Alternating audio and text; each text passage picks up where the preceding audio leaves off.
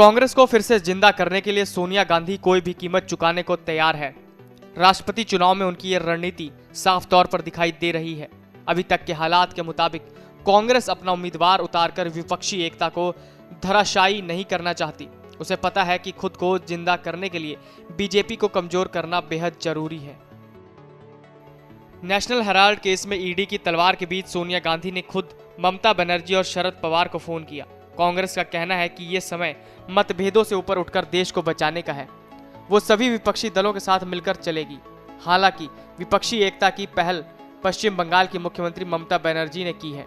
उन्होंने 15 जून को constitutional club Delhi में एक संयुक्त बैठक में भाग लेने के लिए विपक्षी मुख्यमंत्री और नेताओं को पत्र लिखा।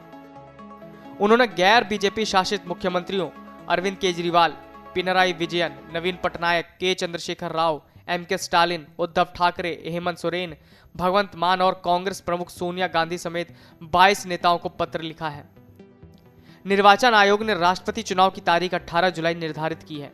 यदि एक से अधिक उम्मीदवार मैदान में होंगे तो फिर मतदान कराया जाएगा। राष्ट्रपति चुनाव में अब सबकी निगाहें इस पर है कि बीजेपी किसे उम्मीदवार बनाती है। अगर चुनाव होता है तो भाजपा अपने सहयोगियों के समर्थन से बेहतर स्थिति में है। दोनों सदनों के वर्तमान कुल 772 सदस्यों में भाजपा के पास बहुमत है। लोकसभा में अभी 3 और राज्यसभा में 13 सीट खाली है। लिहाजा चुनाव की तारीख तक इन आंकड़ों में बदलाव होने के आसार है।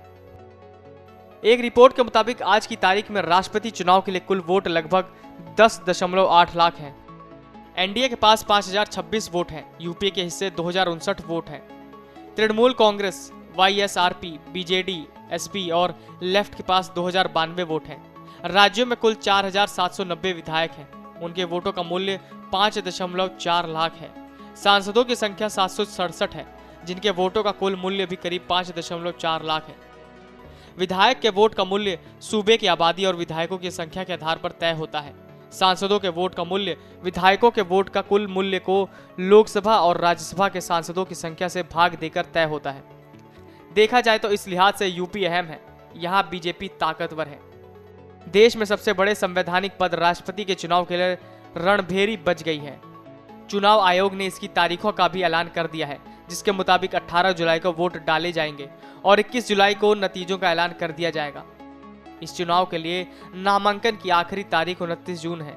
लोकसभा चुनाव 2024 से ठीक पहले राष्ट्रपति चुनाव देश में एनडीए गठबंधन और विपक्ष के लिए एक दूसरे को एकता और ताकत दिखाने का मौका है। इस चुनाव से जो माहौल बनेगा उसका असर लोकसभा चुनाव की रणनीति और खेमेबंदी में दिखाई पड़ सकता है।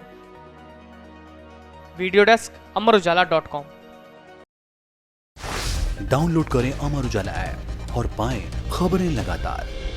अगर आप ये वीडियो YouTube पर देख रहे हैं तो हमारे चैनल को सब्सक्राइब करें और बेल आइकन को दबाना ना भूलें। अगर आप Facebook पर ये वीडियो देख रहे हैं तो हमारे पेज को लाइक करें।